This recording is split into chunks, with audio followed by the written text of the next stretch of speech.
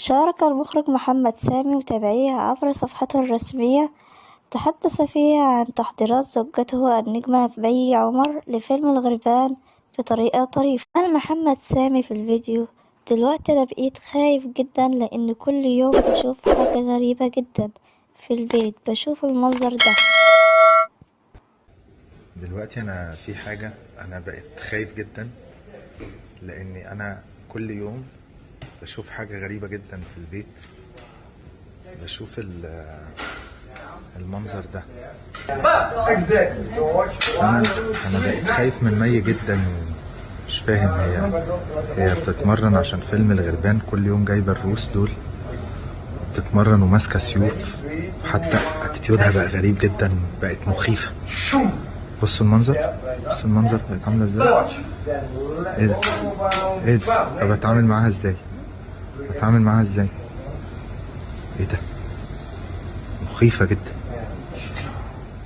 وجه محمد سامي الكاميرا نحو المكان الذي كانت مي عمر تتدرب فيه على مشهد قتالي باستخدام سيوف مع مدربين من روسيا، وقال: بقيت أنا خايف من مي جدا، مش فاهم هي بتتمرن علشان فيلم الغربان كل يوم، وجايبة الروس دول بتتمرن وماسكة سيوف حادة، وطريقتها بقت غريبة جدا وبقت مخيفة. طيب أتعامل معاها ازاي؟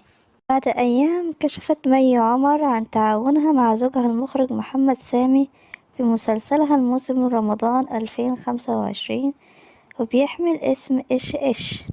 وقدمت مي عمر في مسلسل إيش إيش دور راقصة. وسبق وأعلن محمد سامي أنه انتهى من كتابة عدد كبير من حلقات المسلسل الذي يتكون من 30 حلقة. ومسلسل إيش إيش هو ثاني بطولة مطلقة لمي عمر بعد ما قدمت في رمضان 2024 مسلسل نعم الأفوكاتو، وتكون من 16 حلقة.